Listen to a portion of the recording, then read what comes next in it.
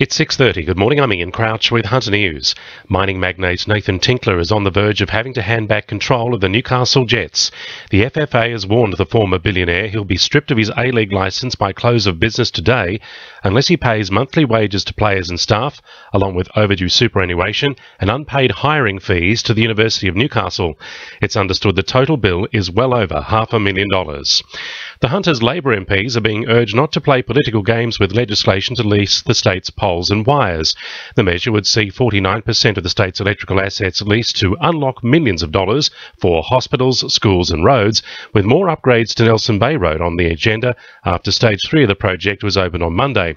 Parliamentary Secretary for the Hunter, Scott McDonald, says the Baird government received a mandate at the state election to proceed with the lease. All of those things will take years and years longer to achieve, and this is what happened under the previous Labor government. That things were promised and were delivered half a decade later, and that will be the scenario if the Labor MPs continue that approach.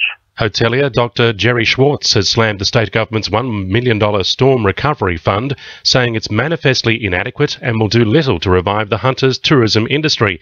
The funding package announced on Monday will go toward marketing campaigns to encourage tourists back to the region. Jerry Schwartz has told the Herald because of the lack of financial support for tourism, he'll now have to spend even more money to market the region so he can attract groups to the Hunter. Maitland Council is conducting 2 surveys seeking information about residents' experience with flooding in last month's storms. Both studies will assist in managing the risks of future floods in local areas and in areas surrounding the Paterson River catchment.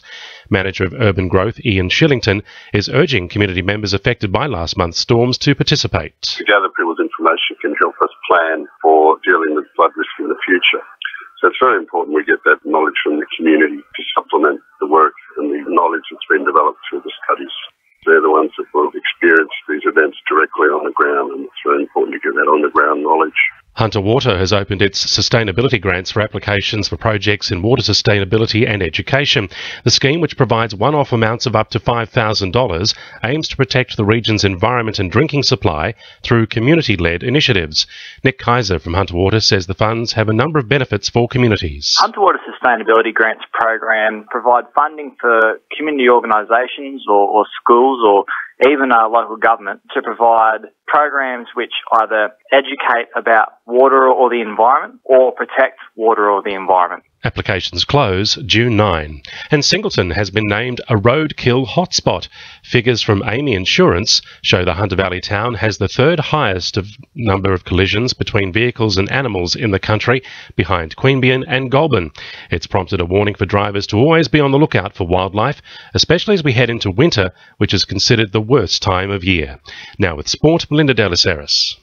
Rising Knight star Joseph Tapine is poised to join the Newcastle attack as the side guns for back-to-back wins ahead of Monday's clash with the Broncos. He'll replace New South Wales Origin call-up Beau Scott on the second row in an otherwise unchanged squad. Coach Rick Stone says they'll have to step up in defence. They've been really consistent this year, particularly with their defence. They've defended their line really well. So, we've got a task in front of us. Hamilton fullback Eric Vasu-Kikau is preparing to add another feather to his cap, named on the wing for his New South Wales country debut this weekend.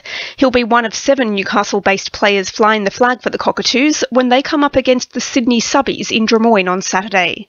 And it's make or break for Jets midfielder Ben Kantarovski today, the 23-year-old to undergo double groin surgery in the hope of a 2015-16 pre-season comeback. That's sport. I'm Belinda Delas Harris. 2 NURFM News Time 26 to 7.